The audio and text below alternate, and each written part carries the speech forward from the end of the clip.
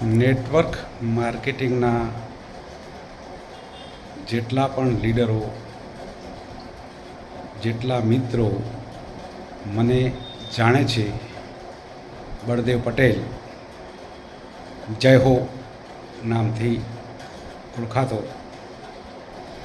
Network કંપનીમાં સારી એવી નામના ધરાવતો લાસ્ટ કંપની જે મેં આઈસીસી પુણેથી કરેલી તેમાં હું પ્રમોટર હતો.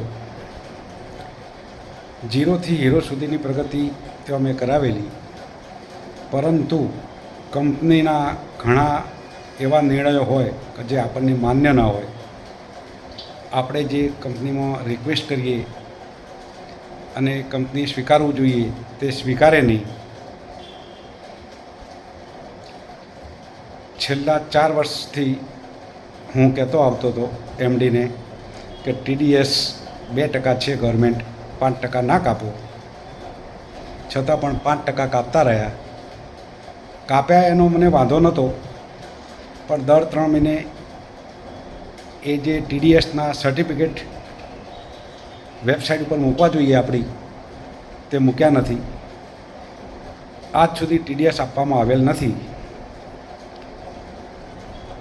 બીજું, 1350થી પ્લાન લોન્ચ કર્યા પછી ભાવ વધારો કરતાં 1500 કર્યા, 1700 કર્યા, 1750 કર્યા, 2000 કર્યા અને હજુ તો આગળ વધારવાની તૈયારી કરતા હતા.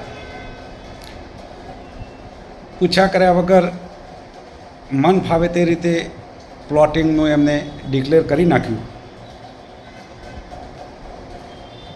પ્રમોટરને પૂછવાની એમની ફરજ હતી, કેમ કે કંપની પ્રમોટ મેં કરી હતી, નીચે ટીમો મેં ડેવલપ કરી હતી.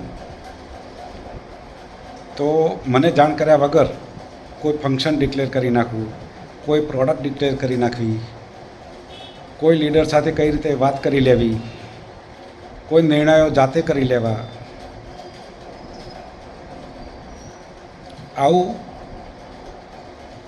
મારી સાથે વર્તન થતું મને મહેસૂસ થતો. મને એવું લાગ્યું કે હવે આ કંપનીમાં પ્રમોટર તરીકે મારે રહેવું જોઈએ નહીં. તો મેં આઈસીસી કંપની પ્રમોટર તરીકે રાજીનામું આપી દીધેલ છે અને મેં મારી પોતાની કંપની Z1 બિઝનેસ સ્ટાર્ટ કરેલ છે. તો આ સૌને જાણકારી આપવા માટે એક ક્લિપ બનાવેલ છે. જય હો.